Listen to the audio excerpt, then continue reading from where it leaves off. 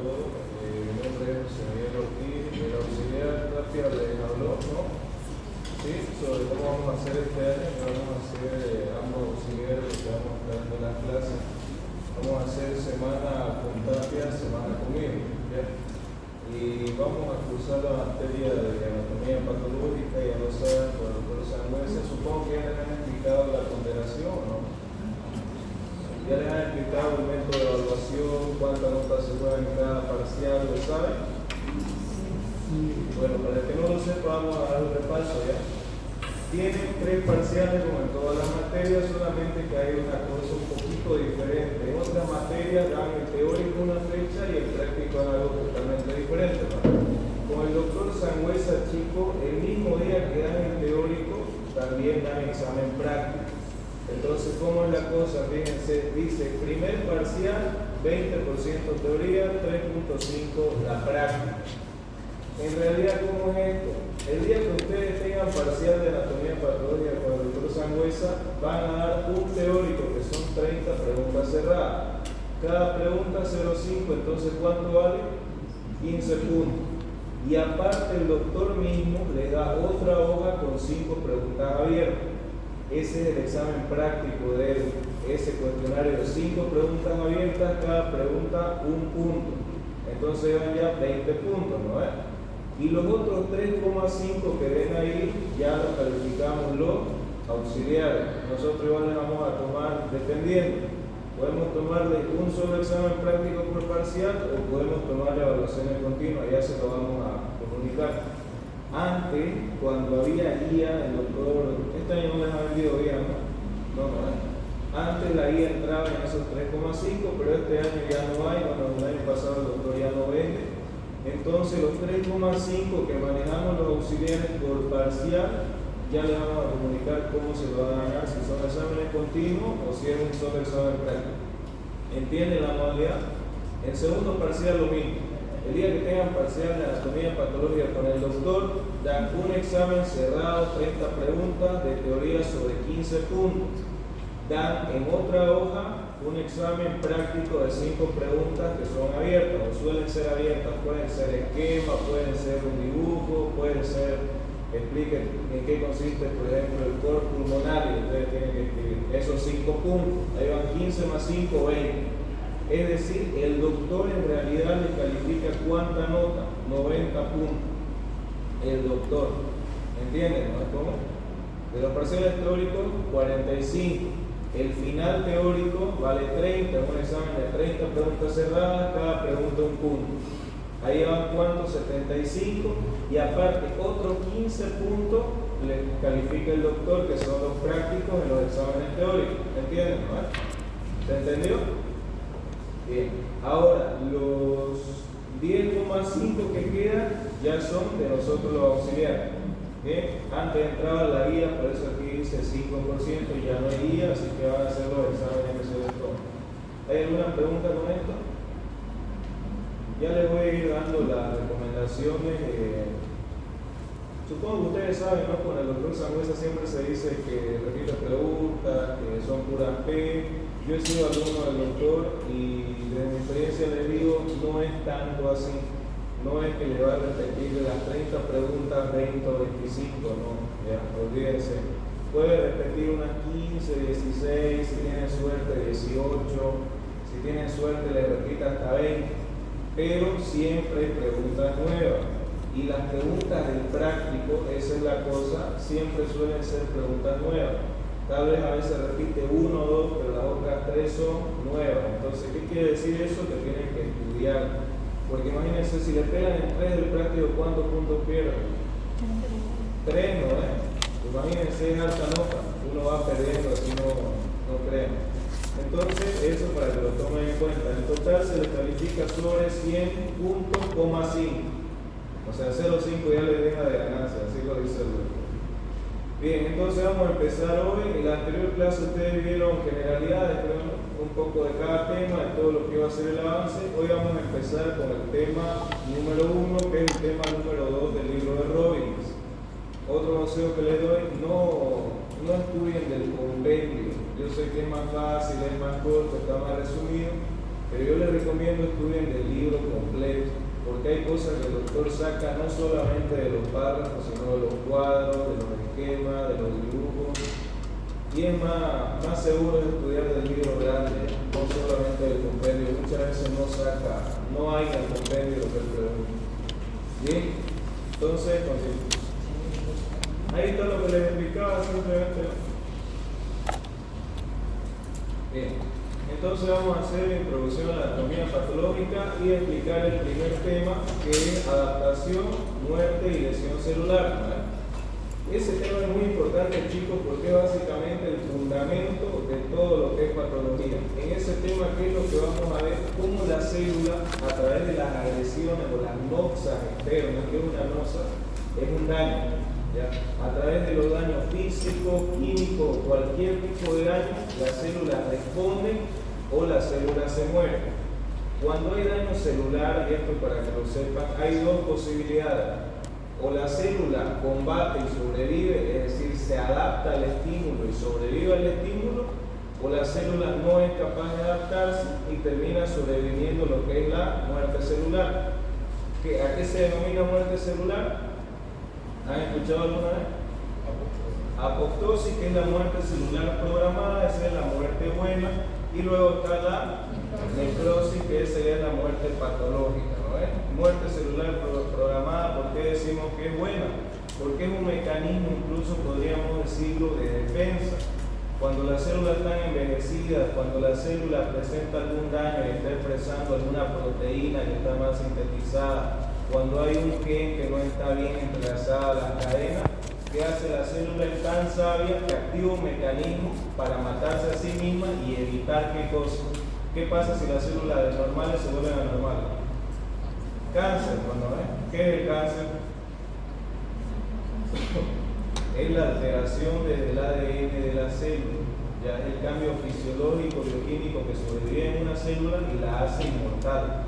Entonces las células, antes de volverse inmortales, se programan su propia muerte y sobreviene la apoptosis. Por eso es que se dice que la apoptosis es buena, para que las células envejecidas o que presenten algún problema en cualquiera de sus sistemas mueran. ¿Bien? Y a la necrosis es la célula que sobrevive, es la muerte que sobrevive en una célula por cualquier daño. Ya lo vamos a ver. Bien, entonces la anatomía patológica es el estudio de los cambios estructurales, primeramente. ¿Por qué estructurales? Porque somos capaces de ver nosotros cómo es que se producen estos procesos y cómo lo vemos a través del microscopio. Este año vamos a ver placas histológicas o histopatológicas. Vamos a comparar cómo se vería un tejido sano a través del microscopio y cómo se vería un tejido enfermo o un tejido patológico. En histología supongo que ya habrán visto algunas placas, ¿no? De tejido sano, músculo cardíaco, esquelético, han visto, ¿no? Este año no solamente vamos a ver lo normal, sino que vamos a ver cómo es que cambia la célula morfológicamente cuando sobreviene algún daño, ¿ya? Enseguida les voy a dar todo. Bioquímico, ¿por qué bioquímico? Porque no solo se altera la forma, no solo se altera la estructura de la célula, sino que también se alteran los procesos o sistemas internos. ¿Cuáles son los sistemas internos de la célula? Síntesis de proteínas, síntesis de lípidos, ¿qué más? Síntesis de ATP, ¿no es? Por eso dice bioquímico y funcional. ¿Por qué? Porque una célula enferma no es capaz de hacer su función. ¿No ven? Bien, en células, tejidos y órganos que subyacen a la enfermedad. El estudio de anatomía patológica se divide en anatomía patológica general y anatomía patológica sistémica. La general es la que se ocupa de las reacciones comunes de células y tejidos de estímulos nocivos. Y la anatomía patológica sistema es la que examina las alteraciones y los mecanismos subyacentes a las enfermedades del sistema de órganos concretos. ¿Qué quiere decir? La general es la que estudia de forma general la patología en todo el cuerpo y la sistémica es la que estudia la patología de cada sistema en específico, simplemente eso, ¿ya? Por eso dice ejemplo, patología cardiovascular, patología hepática, patología pancreática, neurológica, etc., ¿no? Bien. Y la anatomía patológica general es la que estudia cómo un daño en un órgano puede afectar a todos los sistemas del cuerpo, porque el cuerpo funciona como un todo, no como partes desiguales. Bien, entonces sigamos. Los 4 aspectos de un proceso patológico, y esto es importante que lo sepan, son estos: la etiología, la patogenia, los cambios morfológicos y las manifestaciones clínicas. Ustedes, para entender por qué es que se produce determinado signo, determinado síntoma, tienen que saber la causa, porque ustedes lo que se les va a enseñar, ustedes están en segundo año, pero van a acordarse que todos los docentes le van a decir: no tienen que tratar los síntomas, no tienen que tratar los signos, sino tienen que tratar la causa, ya la causa, la raíz del problema. ¿Y cuál es la causa? Es la etiología. ¿Qué significa etiología? Causa o raíz, ¿ya? Cuando les hablen de etiología, es la causa, iniciadora de la enfermedad, y se puede agrupar en 2 grupos: los genéticos y los ambientales. Por eso es que decimos a veces hay 2 tipos de enfermedades, ¿no? Las que son inmunitarias, es decir, las que vienen en el mismo cuerpo, las genéticas, las que se producen sin una razón aparente, simplemente por alguna alteración a nivel molecular de la célula, un cambio en el ADN, algún error en el proceso de mitosis, de meiosis, etc. Es decir, genético cuando la causa no es externa, sino que se origina en la misma célula de la nada, podríamos decirlo. Y las causas ambientales ya son todas las noxas o estímulos externos que afectan al cuerpo. Por eso dice, causas pueden ser infecciosas, virus, bacterias, parásitos, hongos, que cuando penetran en el cuerpo producen un daño, ¿no? Nutricionales, la desnutrición, por ejemplo; química o física, los traumatismos, heridas de bala, las cortaduras, los golpes, contusiones, etc. Y química cuando ingerimos o cuando entramos en contacto con alguna sustancia química nociva. Por ejemplo, cuando hay intoxicación por fármaco, por ejemplo, intoxicación por paracetamol, ¿qué hígado sufre? ¿Han escuchado alguna vez? Si toma mucho paracetamol, ¿qué pasa? Daña el hígado, por eso no se puede tomar más de 4 gramos al día, ¿no es? Bien. Y la genética, lo que dijimos, mutaciones hereditarias. En otras palabras, la causa está en la misma célula. Hubo un problema en el proceso de transcripción, en el proceso de duplicación celular, hubo un error en el proceso de síntesis proteica, de traducción del ARN, ya lo vamos a ir estudiando. Entonces, biología, ¿qué es, chicos? Es la causa, ¿no ves? Es la causa. Cuando hablamos de patogenia, hace referencia a la secuencia de procesos moleculares, bioquímicos y celulares que conducen al desarrollo de una enfermedad. Si les hablamos de etiología, es la causa. Si les hablamos de patogenia, es cómo esa causa afecta o va afectando al tejido. ¿Qué es lo que produce esa causa? Si yo les digo, un trauma puede dañar la célula, entonces, ¿qué va a hacer ese trauma? Cambios moleculares, cambios bioquímicos y cambios celulares. En palabras simples, etiología es la causa, patogenia es el proceso que lleva a manifestarse la enfermedad, ¿ya? Los cambios morfológicos ya son las modificaciones estructurales de tejidos o células en una enfermedad. Cambio morfológico es lo que nosotros podemos ver a través del sistema de la vista. Supongo que han escuchado ciertas patologías, sobre todo en el cáncer, ¿no? Que se sacan biopsias. ¿Para qué se sacan biopsias? Para analizarlo en un microscopio y ver el cambio celular, ¿no? Ver si la célula es grande, ver si la célula tiene el citoplasma heterogéneo, si el núcleo está agrandado, si la membrana tiene grumo, etc. Los cambios morfológicos van acompañados de la patología, sí. ¿Por qué? Porque es fácil. O bueno, si nosotros estudiamos, podemos diferenciar una célula sana a través del microscopio y una célula enferma, un tejido sano y un tejido enfermo, ¿no es? Entonces, etiología es la causa, patogenia es el proceso que lleva a la enfermedad, y los cambios morfológicos son las consecuencias de qué? De la etiología, es decir, de la causa, que es lo que está causando en el tejido. Y a las manifestaciones clínicas, yo sé que ustedes ya se lo saben. ¿Qué son manifestaciones clínicas, chicos? Son los signos y síntomas, son el resultado de qué? De la enfermedad, ¿no? Todo lo que manifiesta la persona al sufrir una determinada enfermedad. Estos 4 puntos lo van a ver en todo el libro. Cuando hacemos cáncer, primeramente viene el apartado de etiología, cuáles son las causas del cáncer. Patogenia, cómo es que se produce el cáncer, las metástasis, cómo va invadiendo los tejidos, qué cambios hay, etc. Los cambios morfológicos van a ver cómo se ven las células cancerígenas, cómo son aumentadas de tamaño, tienen forma irregular, cómo van invadiendo, etc. Y las manifestaciones clínicas, cómo, dependiendo de qué área o sector del cuerpo está afectado, se producen los signos. ¿Ya? Si tienen alguna pregunta, la hacen. Signos patognomónicos, esto es importante que lo sepan. ¿Qué es un signo ¿Qué significa esta palabra patognomónico, chicos? ¿Qué creen? ¿Han escuchado alguna vez? Cuando escuchen signo patognomónico, significa que es un signo que caracteriza una enfermedad específica. Es decir, es un signo que solamente está presente en una enfermedad. Entonces, si yo le digo, por ejemplo, en una placa vi cuerpo de Aschoff, ¿qué van a pensar? En necrosis de miocardio. ¿Por qué es un signo patognomónico? Porque estos cuerpos de Aschoff no lo ven en ninguna otra enfermedad, solamente lo ven en la necrosis de miocardio. Así como hay signos patognomónicos, hay signos comunes, ¿no? ¿Cuáles son los signos comunes? Denme un ejemplo. Fiebre. La fiebre es en numerosas enfermedades que está presente, ¿no? En cambio, el cuerpo de Aschoff solo en la necrosis miocardia. Por eso es importante que lo memoricen, porque muchas veces le dan el full casango clínico y le ponen se evidencia bastones de agua. Ya no necesitan analizar todo el caso, ¿no? Ya se pueden guiar a través del signo patognomónico.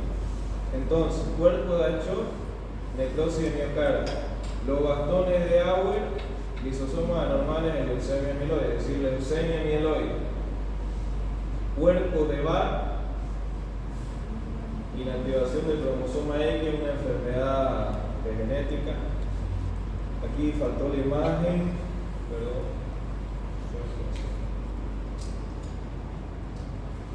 Cristales Charcot-Leyden en pacientes con asma. Estos se producen cuando hay eosinofilia, cuando hay parasitosis, por eso dicen asma. Estos pacientes cursan con eosinofilia, aumento de los eosinófilos. Todo esto se lo voy a pasar para que lo vayan viendo. Les recomiendo que lo estudien bien. Cuerpo de Gandhi gamma, hemólisis aumentada. ¿Saben qué es hemólisis?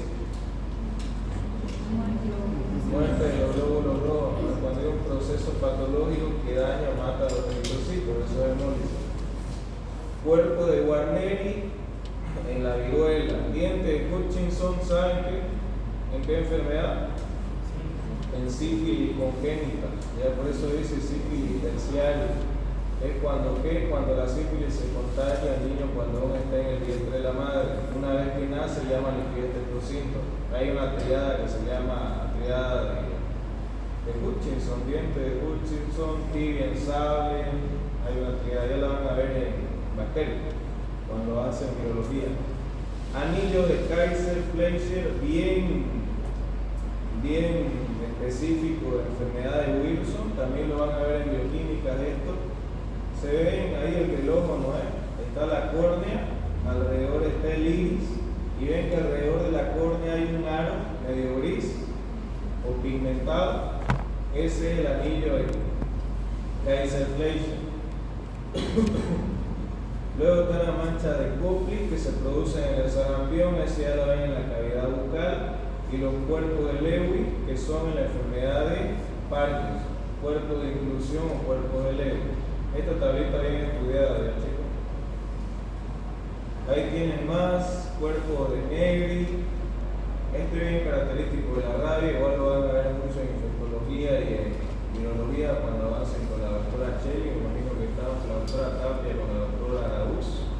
Cuerpo de Negri, fibra de Rosenthal, los cuerpos de Schaumann. Bueno, vamos a ver.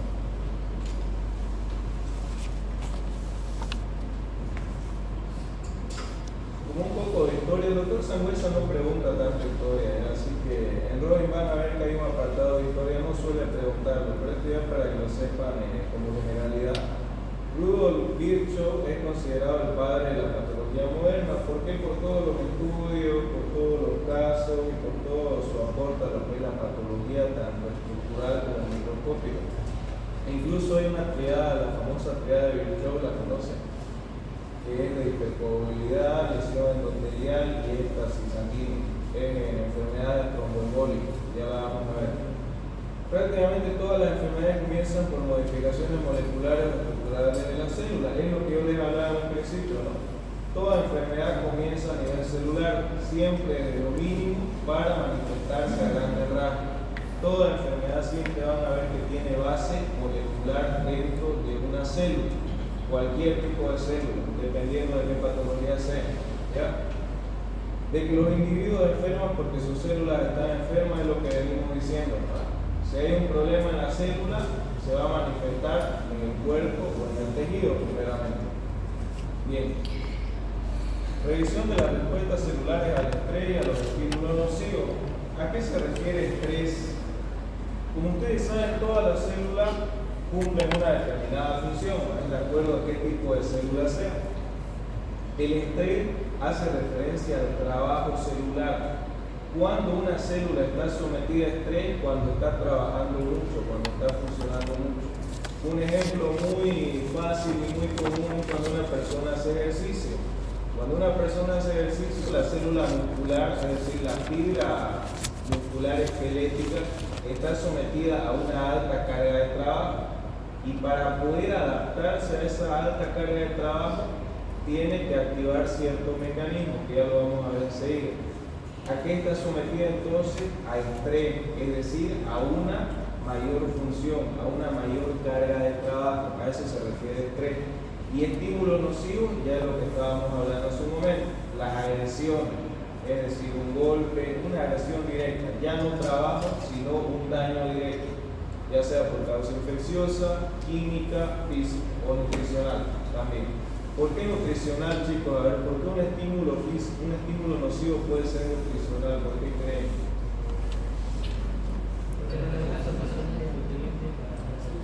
Exacto, toda la célula es como un mini organismo, ¿no? Que necesita tanto oxígeno como nutrientes para poder sobrevivir. Todas las células necesitan energía. No hay oxígeno, la célula se muere. No hay nutrientes, la célula se muere. Entonces, por eso un estímulo nutricional puede ser la desnutrición o la hipoxemia, por ejemplo, la insuficiencia de oxígeno. ¿Sí?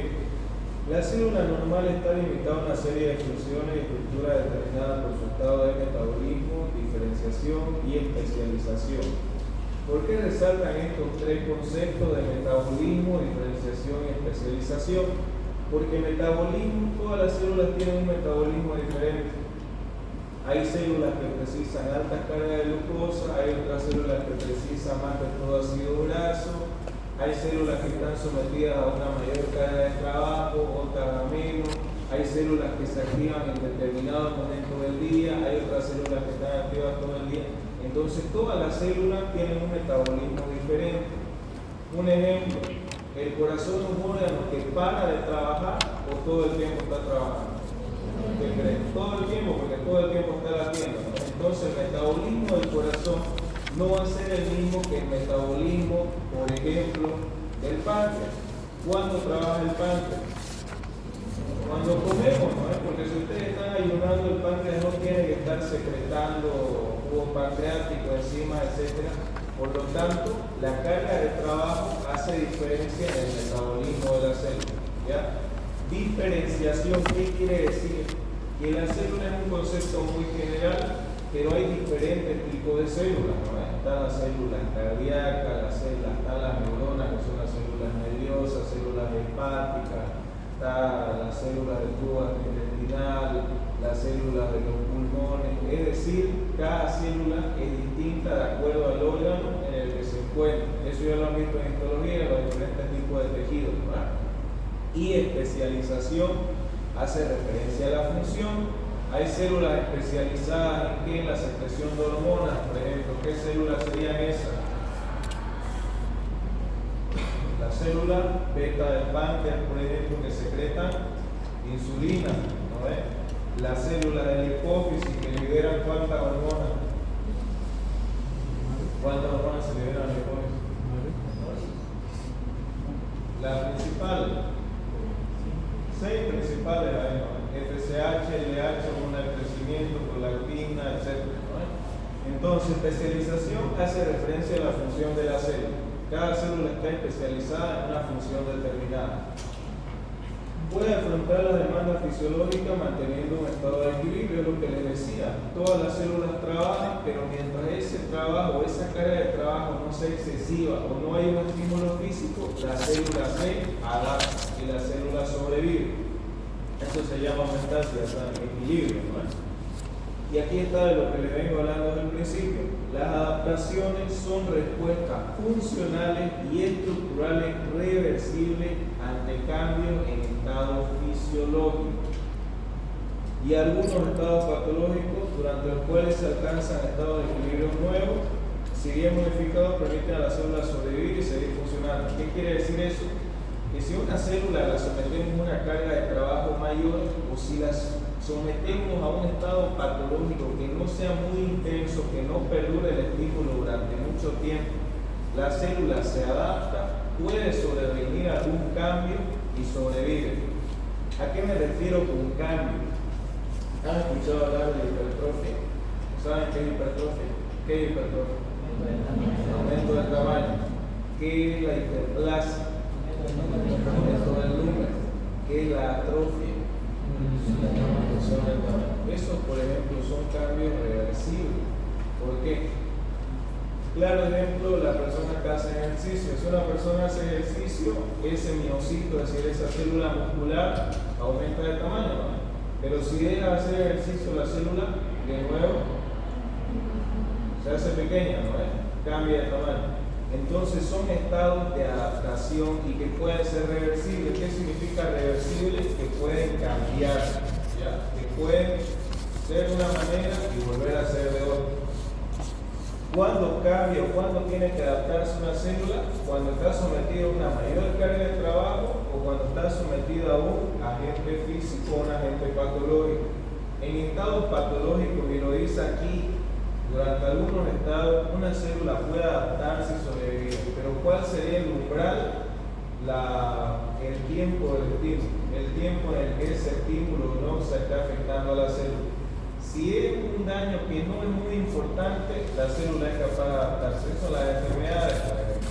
¿No ves? Todas las enfermedades son estados patológicos donde hay procesos inflamatorios, puede haber necrosis, pero al final el tejido sobrevive. Pero en cambio hay otras patologías donde terminan provocando la muerte, la amputación de tejido, ¿no? En esos estados ya se vuelve irreversible, ya vamos a ver las características. Entonces fíjense, ese esquema es muy bueno porque tiene la célula normal, estrés, ya saben que el estrés, aumento de la carga de trabajo, estímulos nocivos. Ante el estrés hay una adaptación.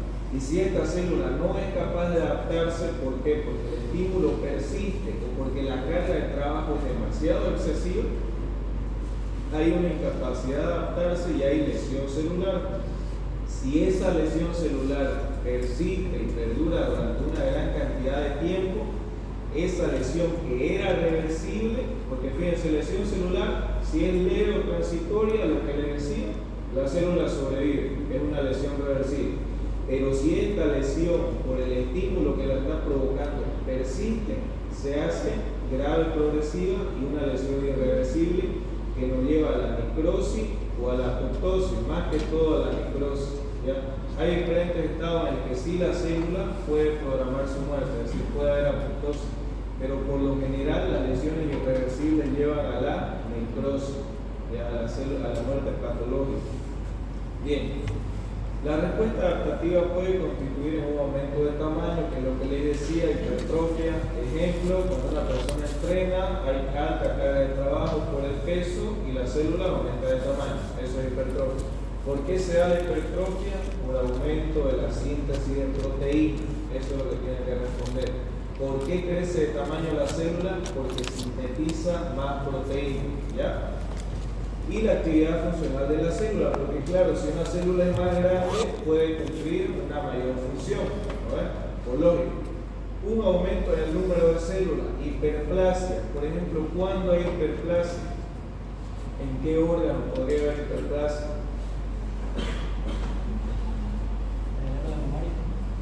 Exacto, muy buen ejemplo ese. Cuando hay aumento de la función, cuando la mujer da a luz y hay mayor función en tejido mamario, hay una mayor división de células y por lo tanto cumple la función, los mayores requerimientos. Otro ejemplo, por ejemplo, en hepatomegales, plenomegales, escuchábamos aumento del tamaño del hígado, aumento del tamaño del vaso, etc. Hay otro ejemplo igual, una reducción del tamaño de la actividad metabólica de la célula, eso en atrofia, cuando hay estado, ya la vamos a ver, las causas son varias atrofias, un cambio en el fenotipo de la célula que es la metaplasia. Un ejemplo muy claro, muy característico de metaplasia es el esófago de Barrett. ¿Saben qué es el esófago de Barrett? ¿Ya lo hemos visto? ¿Sí, no? Es el cambio celular, experimenta el esófago, ¿no? El esófago tiene un epitelio escamoso, ¿no? Pero cuando hay mucho reflujo de ácido gástrico desde el estómago hacia el esófago, hay un cambio en la célula y de ser un epitelio escamoso se vuelve un epitelio cilíndrico, ¿no? Porque el estómago tiene epitelio cilíndrico, ¿no? Pero para adaptarse a ese daño que le provoca el cubo gástrico, que es ácido, porque hay ácido clorhídrico ahí, ese esófago experimenta una metaplasia, es decir, de tener un epitelio escamoso, estratificado, pasa a tener un epitelio cilíndrico simple. ¿Por qué? Porque el cilíndrico simple está mejor adaptado al ácido gástrico. Por eso. Entonces, esta metaplasia, sí, chicos, aunque podría ser buena, en la mayoría de los casos termina siendo mala, porque es el primer paso para que se produzca cáncer. En algunas ocasiones, por ejemplo, el esófago de Barrett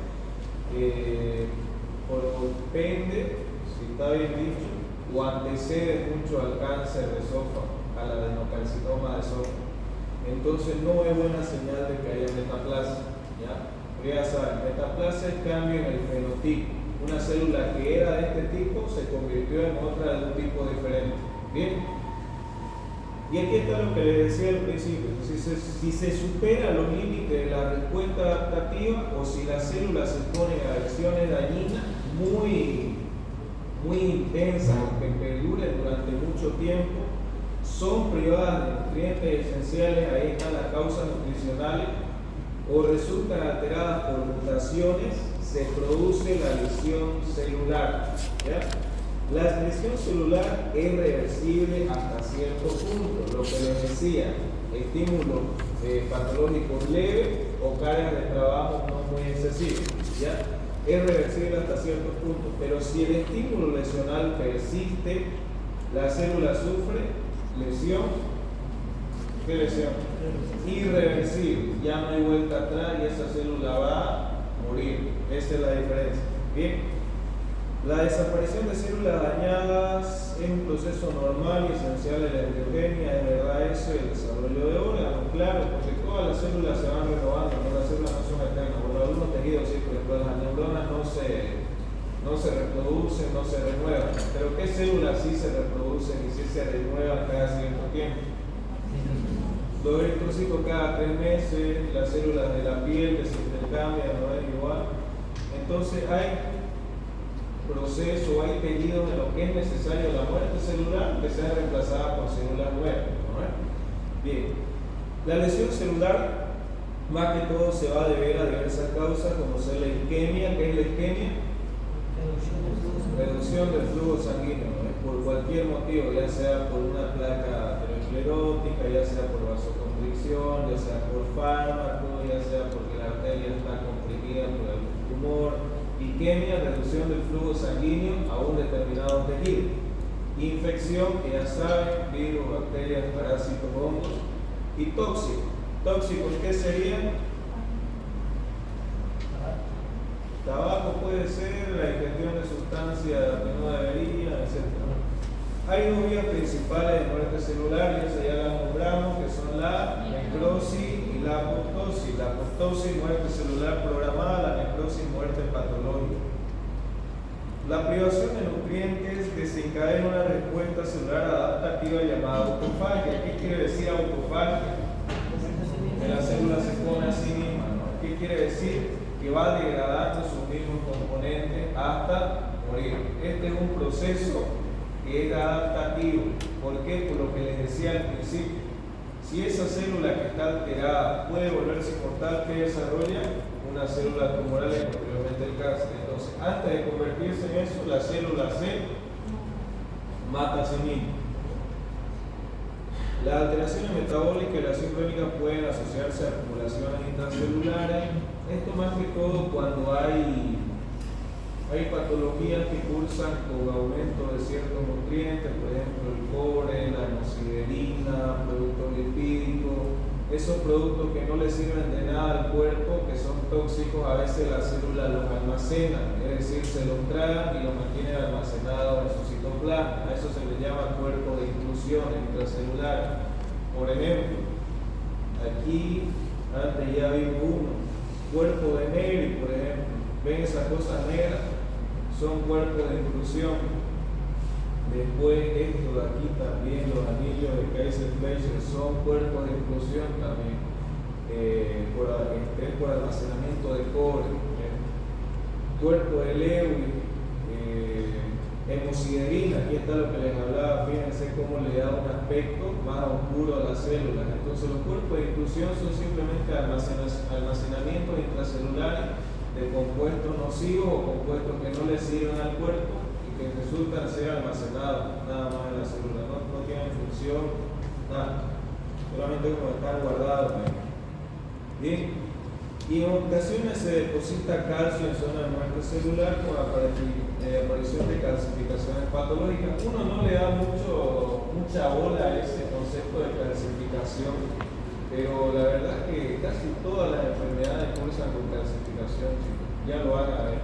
Cuando hay una placa aterosclerótica, por ejemplo, ¿cuál es el paso final? Que se calcifique, es decir, que se deposite calcio y se haga dura. Lo mismo cuando hay enfermedad valvular, por ejemplo, el corazón, ya lo vamos a ver en fiebre reumática, viene el proceso inflamatorio, hay infección, hay eritema, todo lo que es inflamación, y al final se calcifica. Es como que siempre todas las patologías terminan con una zona de calcificación, y eso igual ya lo vamos a ver. Siempre que escuchen hay calcificación en un órgano, es un proceso crónico, no es un proceso agudo, porque las calcificaciones suceden durante un largo tiempo, después de que se desarrolló, se desencadenó la enfermedad. Es básicamente la resolución de la enfermedad, la calcificación. Mira, ¿dónde está el control de esto que se lo llevaron?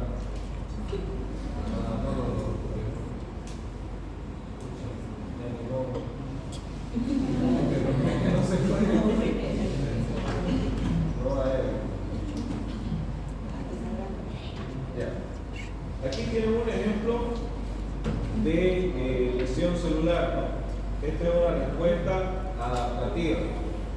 Fíjense aquí arriba está el miocardiocito normal.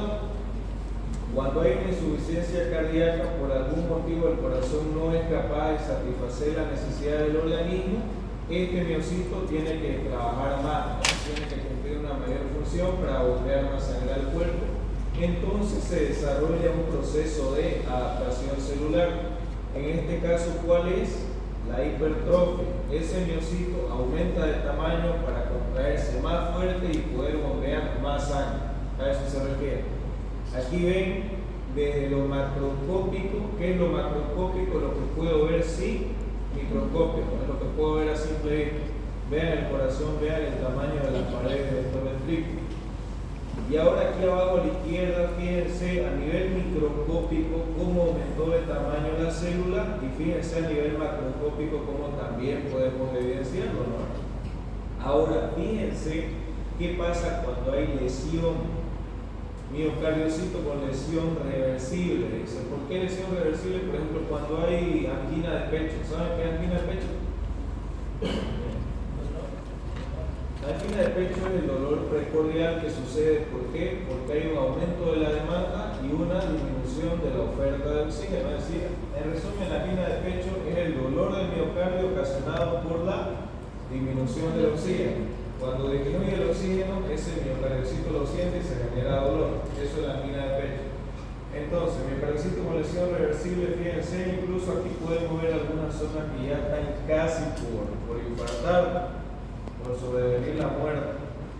Esto es bien característico. En la lesión reversible hay ciertos cambios histopatológicos. ¿Qué quiere decir? Que hay ciertos cambios que podemos ver en las placas. Van a ver que las células que están lesionadas, pero que todavía no están muertas, son bien característicos. El edema de la membrana, el edema de la organela, de la mitocondria, de los lisosomas, el retículo endoplasmático. Van a ver que hay un aumento de la pigmentación del citoplasma, se hace visible el nucleolo, etc. Y ya cuando hay muerte celular, ya no se ve la célula así bonita, ni siquiera inflamada, se la ve la célula toda partida, se ve la membrana con discontinuidades, se ve la membrana formando grumo, se ven las organelas reventadas, se ve el contenido intracelular afuera, ya lo vamos a ver. Ya frente es el ejemplo de lo que estuvimos hablando. Causa de lesión celular, privación de oxígeno número 1. ¿Cómo se llama el nivel bajo de oxígeno en sangre o un tejido? En un tejido es hipoxia. En la sangre es hipoxemia. Bueno, no tengo la otra que está. ¿Quién acá es luminita? ¿Nadie de Blum? ¿De Blooming? ¿Del equipo? ¿Nadie? ¿Ahora? Me fui al estadio y por eso quedé ya. Privación de oxígeno. La hipoxia es la deficiencia de oxígeno que causa lesión celular al reducir la respiración oxidativa. Ya la respiración oxidativa ya van a ver lo que es bioquímica. ¿Ya? Por el proceso a través del cual la célula usa el oxígeno para generar ATP. Eso es respiración celular básicamente.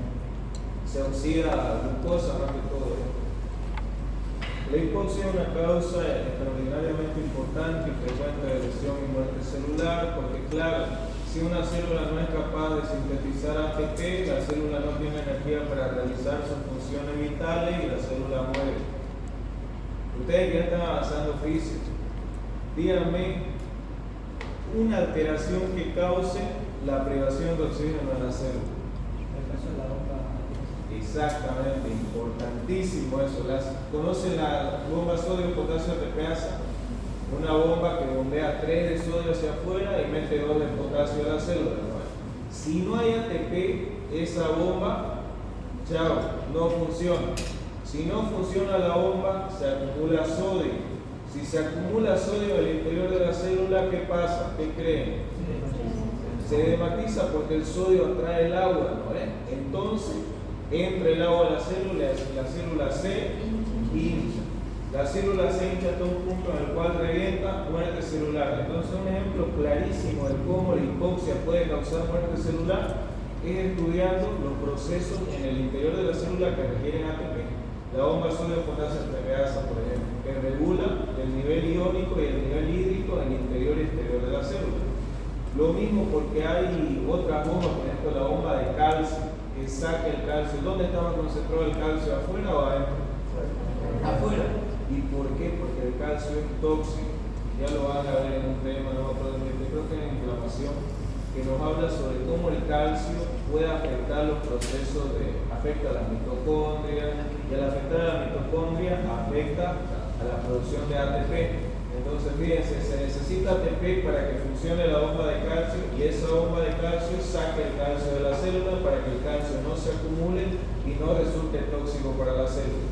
Entonces, son esos mecanismos pequeños, son los que causan la muerte celular y por lo tanto las manifestaciones grandes. ¿Ya? Tienen que estudiar así patología, chicos, para que se les haga interesante. La causa de hipoxia incluye flujo sanguíneo reducido, es decir, isquemia, porque como llega el oxígeno al tejido a través de la sangre, ¿no? Una oxigenación inadecuada de la sangre debido a insuficiencia respiratoria. ¿Qué quiere decir? Que puede estar todo bien con la circulación, puede ser que las arterias estén permeables, el corazón esté bien, pero ¿qué pasa? No entra oxígeno a través de los pulmones, entonces la sangre que está circulando no tiene oxígeno, chao, es hipoxia. Y una menor capacidad de transporte de oxígeno en la sangre. ¿Cuándo sucede esto? Cuando no hay hemoglobina, por ejemplo. ¿Quién es la proteína que transporta el oxígeno? La hemoglobina. Como sucede en la anemia, ¿qué es anemia? Disminución de la hemoglobina, ¿no es? En hombres menor a 13, en mujeres menor a 12. Y la intoxicación por monóxido de carbono y hemorragia grave. Ya, eso con respecto a la privación de oxígeno. Los agentes físicos es lo que ya hablamos, un traumatismo directo sobre el tejido, cortadura, heridas de contusión como los balazos, los golpes con palos, puñetes, patadas, lo que sea, palo, metal, ya sabes. Sustancias químicas, fármacos y drogas, ya lo hablamos, agentes infecciosos, ya lo hablamos, reacciones inmunitarias. ¿Cómo una reacción inmunitaria puede causar lesión celular? Porque hay eso. El sistema inmunitario es el encargado de defendernos, ¿no? El sistema de defensa. Pero ¿qué pasa cuando ese sistema de defensa no reconoce a nuestras células? Las termina atacando. Todos esos anticuerpos que producen los linfocitos B, esos linfocitos T citotóxicos que están especializados en la fagocitosis, etc., atacan a la misma célula y le causan lesión. Ya, a ver, ese tema de reacción inmunitaria es larguísimo, es altísima. Enfermedades inmunitarias la vamos a ver uno por uno. Anomalía genética también causa de lesión celular. ¿Por qué? Porque la célula puede parecer tan pequeña, pero es tan perfecta que si falla simplemente un apareamiento de adenosina, guanina, citosina, timina, ya puede ser causa de lesión celular. Una sola proteína que esté mal ensamblada ya puede ser causa de lesión celular, por eso dice anomalía genética. Desequilibrio nutricional, y ya no cansamos de decirlo, ¿no? Progresión de la lesión, en este esquema está lo que ya venimos explicando, la función celular es lo de rojo, y fíjense qué pasa. Cuando la función celular por alguna lesión, un estímulo externo, disminuye, sobrevienen las alteraciones químicas, hay cambios estructurales, cambios microscópicos y cambios morfológicos, ya lo vimos. Lesión celular reversible, ya lo vimos, y se caracteriza por alteraciones funcionales y estructurales en estadios iniciales en forma de lesión leve, que son corregibles si se elimina el estímulo dañino. Yo creo que les quedó claro, ¿no? Cuando hay lesión celular reversible, cuando hay aumento de la carga de trabajo o un estímulo patológico que no es muy intenso o que no perdura durante una gran cantidad de tiempo. Ahí hay lesión reversible, cuando la célula es capaz de adaptarse. Se observa siempre dos características, pregunta de examen, ¿ya? ¿Cuáles son las dos características principales de la lesión celular reversible? Tumefacción generalizada. ¿Qué es tumefacción? Hinchazón, edema, ¿ya?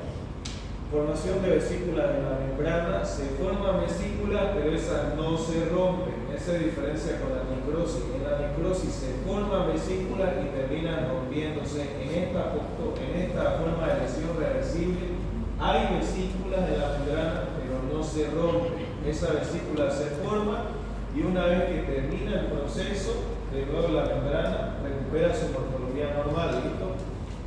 Por eso dice formación de vesícula en la membrana, separación de ribosoma del retículo endoplásmico y agregación de cromatina nuclear. Esa cromatina, por si acaso, es la que produce que el núcleo cambie de coloración. En células normales el núcleo es visible, sí es visible, pero tiene un aspecto homogéneo. ¿Qué quiere decir aspecto homogéneo? Que todo el núcleo lo van a ver del mismo color y de la misma textura. ¿Qué pasa cuando es un núcleo heterogéneo? Ustedes van a ver el núcleo, pero van a ver zonas que tienen mayor color, otras que tienen menor color, van a ver diferentes texturas, ¿entienden? ¿Verdad? Un núcleo homogéneo del mismo color, todo el núcleo de la misma apariencia. Un núcleo heterogéneo tiene diferentes colores, diferentes formas, etc. ¿Y quién le da esos diferentes colores? La cromatina, ¿ya? Por eso dice la relación de cromatina nuclear. Tumefacción de la célula se produce por la entrada de agua y es lo que decía su compañero, se debe al fracaso de la bomba sodio-potasio, lo que explicamos, ¿no? No hay bomba sodio-potasio, se acumula el sodio atrae el agua, la célula se hincha. Y el cambio brazo. Cuando hay un daño, chicos, siempre va a afectar a la función de la célula. Entonces se produce un daño tóxico y altera las vías metabólicas, lo que lleva a una acumulación rápida de líquido en aquellos órganos que trabajan con líquidos. Esto es muy común en el hígado. ¿Han escuchado hablar de hígado graso? ¿Sí, no? El miocardio también se llena de grasa, ¿no? En las personas que son obesas.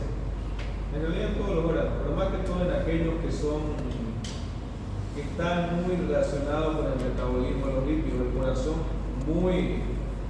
¿Ustedes saben qué nutriente ocupa el músculo para nutrirse? Más que todo, ácido graso, principalmente. Ahora, cuando está haciendo ejercicio la persona o cuando comía mucho, ahí ya ocupa glucosa. Eso lo va a dar en físico. Pero principalmente durante la mayor parte del día el músculo esquelético se nutre a partir de ácido graso libre, ¿ya? A diferencia, por ejemplo, de las neuronas. ¿Qué ocupa la neurona? Glucosa, ya, glucosa. Entonces, estos son los cambios específicos de la lesión celular reversible: tumefacción, es decir, hinchazón, y el cambio de graso, ¿ya? La tumefacción celular es la primera de las manifestaciones, ya lo explicamos. Estos pasos que ven abajo son los que acabamos de explicar: modificaciones de la membrana plasmática, se forma vesícula, cambio en la mitocondria. Lo que les decía, ¿no? Hay no solo tumefacción de las células, sino también de sus organelas, de las mitocondrias, de las partículas endoplasmicos, de los ribosomas, del núcleo, todo. Bien, entonces eso ya lo vimos.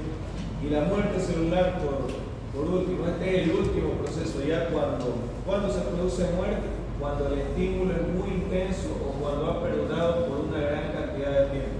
Ahí ya viene la lesión celular irreversible, ya la célula no puede volver a ser la misma, entonces viene la muerte celular. Bueno, hay dos tipos de muerte celular: necrosis y apoptosis. Ya la necrosis se asocia normalmente a daño mitocondrial. Eso es clave, muy clave, demasiado clave, increíblemente clave.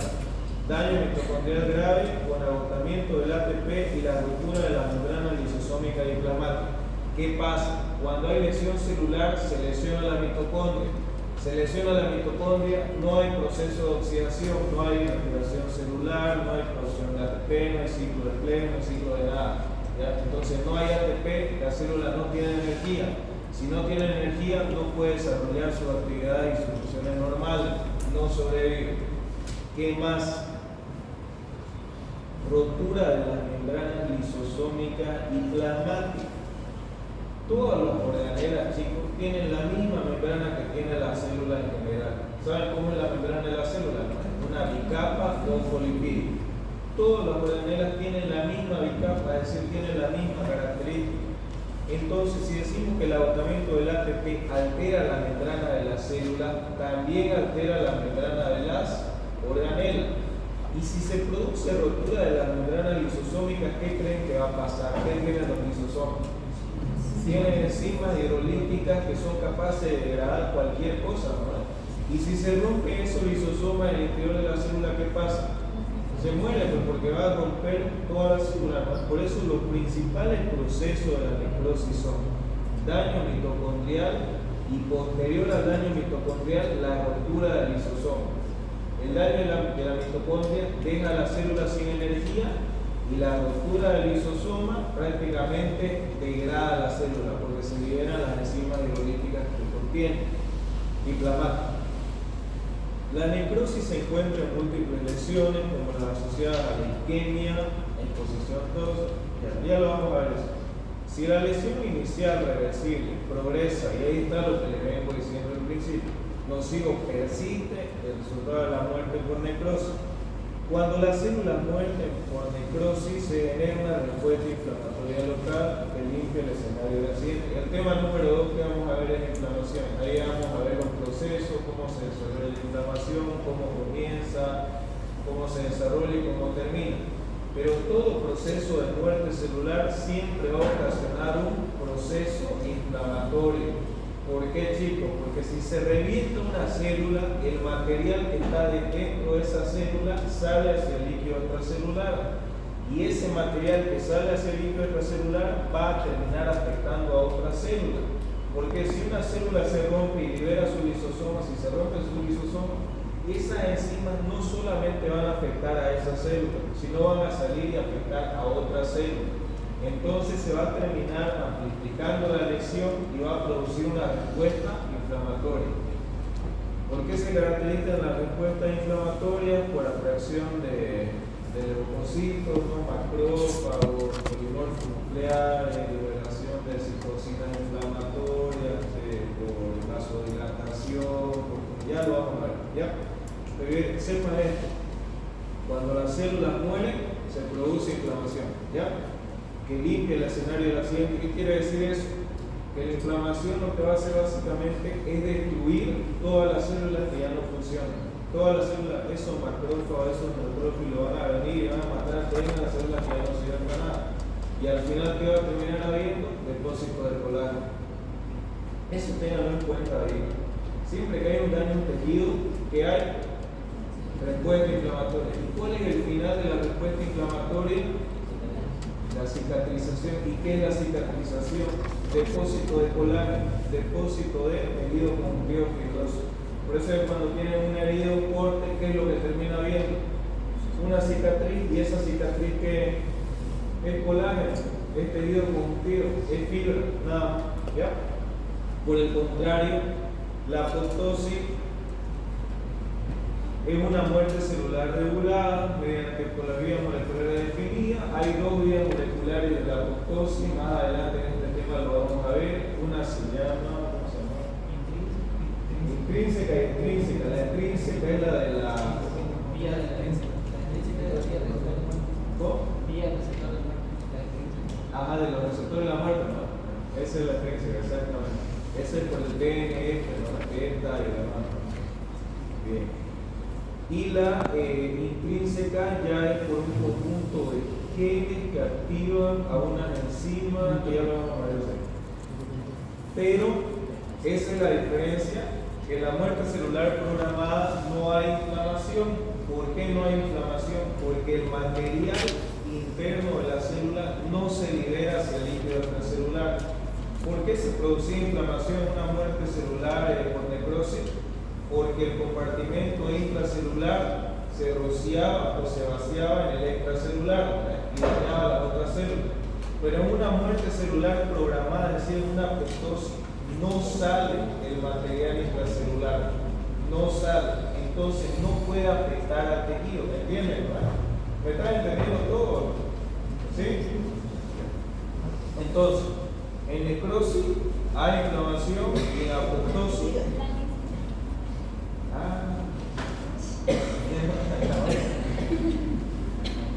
¿Por qué no dicen antes? Voy al final.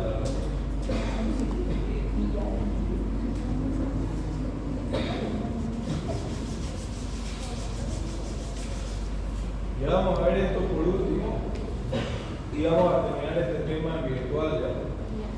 Es que es mucho paso, chicos, y para leerles la diapositiva después no damos clase, no hay que explicar.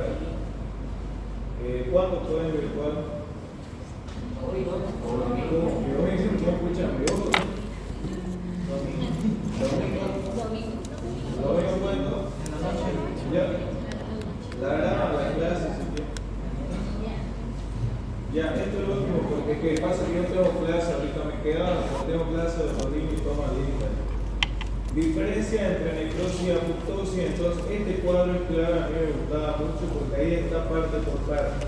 Tamaño celular en necrosis aumentado, hay tumefacción. En apoptosis, en un principio hay tumefacción. ¿Se acuerdan que vimos? Sí, o no, perdón, estoy confundiendo. Eso era en lesión celular reversible, que hay tumefacción. En necrosis hay tumefacción y en apoptosis hay reducción. Lo que pasa es que ya lo vamos a ver bien, lo que es la apoptosis. La apoptosis es básicamente que la célula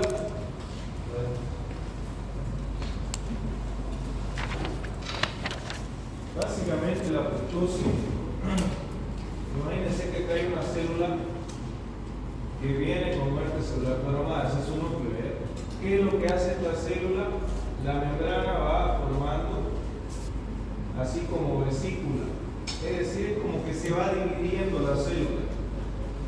Se va dividiendo así, la membrana va encapsulando ciertas porciones del citoplasma hasta que al final, ya de ser una célula, pasa a ser varios vesículas. Así, esta célula que era grande pasa a dividirse básicamente en pequeños pedazos y cada uno de estos pedazos son fagocitados por quienes, por los macrófagos. Entonces esto es lo que les decía, en una apoptosis el material que está aquí adentro de la célula no llega a vaciarse en el extracelular, entonces no hay inflamación. En cambio, claro, en una apoptosis no llega a vaciarse, ¿por qué? Porque se divide la membrana y va encapsulando por pedazos a la célula y cada uno de estos pedazos termina siendo fagocitado por los macrófagos. Entonces no hay vaciamiento del intracelular al extracelular. Pero ¿qué pasa en una necrosis? En una necrosis la célula ya está hecha bomba hasta que ¿qué? Se rompe y todo ese material intracelular sale al extracelular. Esa es la diferencia, ¿ya?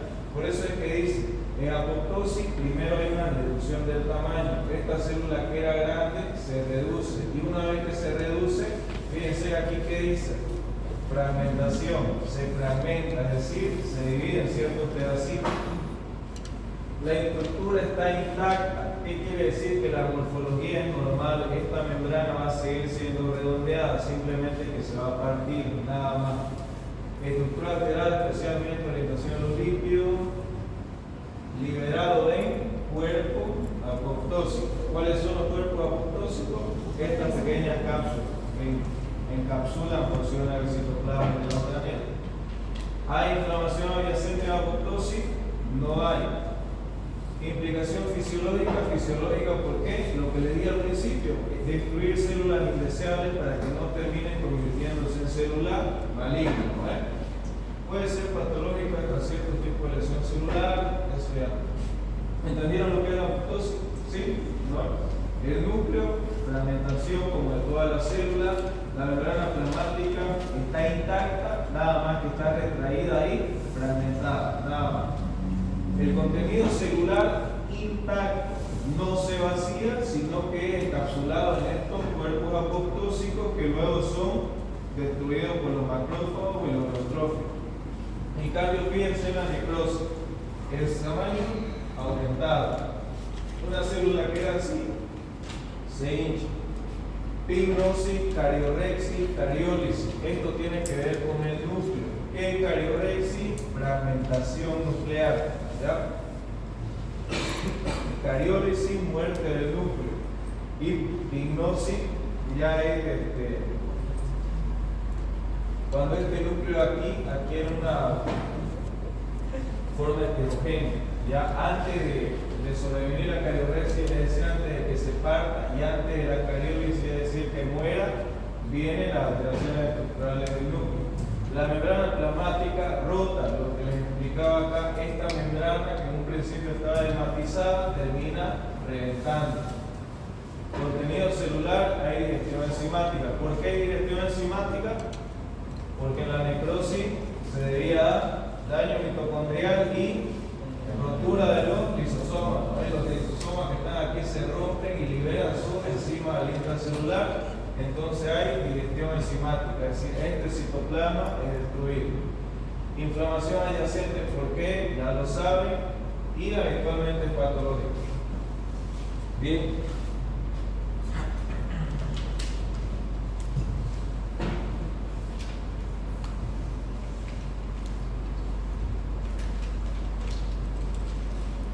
Bueno, necrosis ya lo dejamos para la clase lineal. ¿Alguna pregunta, alguna duda? ¿Alguna pregunta? ¿No? Ya. No es necesario que se anoten todos en la lista por si acaso.